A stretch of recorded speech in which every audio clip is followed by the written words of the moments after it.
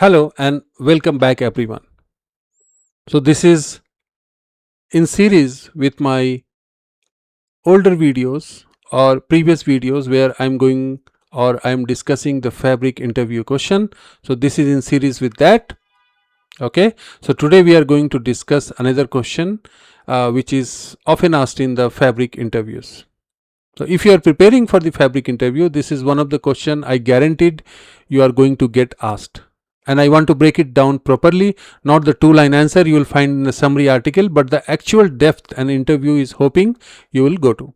So grab a coffee or a tea, whatever you want to have, because we are going to deep dive into this one. The question is, what would you use Dataflow Gen2 over a data factory pipeline in Fabric? And when would you use both together? So why this question get asked? Now before I even answer it, let me tell you why interviewers love this question. It's not because about Dataflow Gen2 or pipeline specifically, it's a proxy question. This means what they are actually testing is whether you understand that a fabric gives you multiple tools that overlap in what they can technically do, and whether you know how to pick the right one instead of just defaulting to whatever you are most comfortable with. A lot of candidate fails in this not because they don't know about the tool, but because they answer it likely as a trivia question instead of the architecture decision. So let's get into this. So what Dataflow Gen2 actually is? So let's start with Dataflow Gen2, because if you are spend any time in Power BI desktop, you already have 80% of this knowledge. You just don't know. Dataflow Gen2 is built on the same Power Query engine, the M language, the visual step-by-step transformation editor that you have used 100 times to clean up a CSV or reshape a table before loading it into a model. So what different in Fabric about Dataflow Gen2? It is not just feeding a Power BI model anymore. It writes the output directly into one lake, into a lake house or a warehouse table. So other thing can consume it too. It's a proper ETL tool now, not just a report preparation step. So here is what genuinely great at about Dataflow Gen2. It's a row level and column level transformation. Splitting columns, merging queries, pivoting, unpivoting, changing data types, removing duplicates, applying business logic like, for example, if this column say X, categorize it as Y. If you can picture doing it in Power Query, Dataflow Gen2 can do it. At scale, on a schedule, even writing straight into your lakehouse.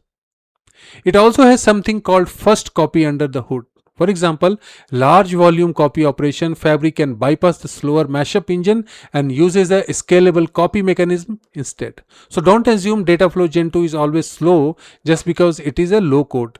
That's detail that trips people up. So this gives a follow-up question: what data factory pipelines actually are? So let's flip the pipeline. Okay, now we jump to the pipeline. If Dataflow Gen2 is your transformation specialist, a pipeline is your conductor. It does not really want to touch individual rows of data. It wants to orchestrate copy activity, notebook activity, stored procedure, data flow activity, and even other pipeline. It all nested inside one another. Pipeline are where your build, control, flow. Think of this as, if this file lands, then trigger this. If this fails, send a team alert and stop. Run this 5 copy activity in parallel, then wait all of them before running to the next step. That's pipeline territory. It's like the place where you schedule things. Maybe it's hourly trigger or event based trigger. For example, run this moment when a new file lands in the storage container. So when it comes to the raw copy at scale, moving terabyte from an on-prem SQL server to a lakehouse overnight, the copy activity inside a pipeline using something like a copy data tool with its parallel partition based read is going to outperform a data flow doing the same thing, especially past a certain data volume. So what is the key insight here?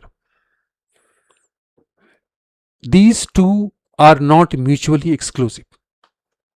Okay, so here is the part 1 part I really want you to nail in the interview, because this is where most candidate stop short. Dataflow Gen 2 and pipelines are not competing tools. A Dataflow Gen 2 can literally be one activity inside a pipeline. So the real skill isn't picking one above the other in isolation, it is knowing how to combine them for your purpose. So let me give you a real scenario, uh, because this is what interview also would like to hear. Say you are pulling data from Salesforce, okay, a set of on-prem SQL database and a few flat files sitting in the storage account. Your gold layer needs clean, deduplicated business logic applied tables. For the finance team, Power BI report, and it all needs to run at every night at 2 am with alert if anything fails. So here how I would architect it, and this is basically the model answer, the ideal answer. I would use a pipeline as the overall orchestrator. It triggers nightly, kicks off a parallel copy activity to land the raw Salesforce, the SQL, the flat file data into a bronze layer of my lakehouse. Then, as a step inside in the same pipeline, I would call it Dataflow Gen2 to handle the row level cleanup, deduplication, and business logic. Also, writing the result to silver layer. Finally, my pipeline would run a notebook or stored procedure to promote the clean data into the gold layer. And if anything fails, the pipeline builds in alerting notify the team. That one answer demonstrate that you understand both tool strength and how you can think of overall architecture and not just a tool preference. Interviewer will love it. So now the question comes, the decision framework and how to say it loud. If you want to clean mental framework to rattle off in the interview, use this. Ask yourself two questions. First, is the core need transformation logic or the sequencing or the control flow? If it is transformation, lean data flow Gen 2. If it's sequencing, scheduling, or moving large volume of raw data, go to pipeline. Second, how complex is the transformation and how technical is the team maintaining it? If it's genuinely complex business logic that a SQL or a Spark person could write naturally in the code, that actually a signal to push it into a notebook instead of Dataflow.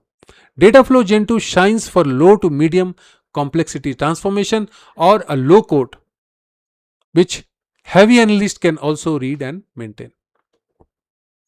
Say something like I default to pipeline for orchestration and heavy copy, Dataflow Gen 2 for accessible row level transformation, and I will drop into a Spark notebook only when the logic becomes very complex enough that a visual tool becomes harder to maintain that code. That sentence, this sentence or this statement alone puts you in the ahead of 90% of the candidate. Now, what are the common follow-up question you can expect? A common follow-up question you should be ready for is something like interview always love to poke in the answer. They might ask, does Dataflow Gen 2 support incremental refresh? Oh yes, it does. You are not always reprocessing your entire data set batch every run. They might also ask, what's the compute cost difference? Now Dataflow Gen 2 run out on its own compute and can be more expensive at higher volumes compared to well-tuned Spark notebook doing the same transformation. So at genuine scale, cost is another factor pulling you towards pipeline plus notebook over Dataflow Gen 2 alone. Okay. So to wrap this video, if someone asks you a question like Dataflow Gen 2 or pipeline, don't pick one. Explain the split. Dataflow Gen 2 is for transformation, pipelines is for orchestration and scale, and show them you know how to stitch both together into the architecture. They both work together. That's the answer. That's get you hired or give you command on your answers. All right, I will see you in the next video. I hope this little video helps you with the Fabric interview preparation. Don't forget to check my Udemy course on 50 top question on Fabric that will give you more confident if you are going or appearing soon for your interview. Do not forget to check out my Udemy course. I've given the link in the description. I'll see you in the next video. Thank you very much.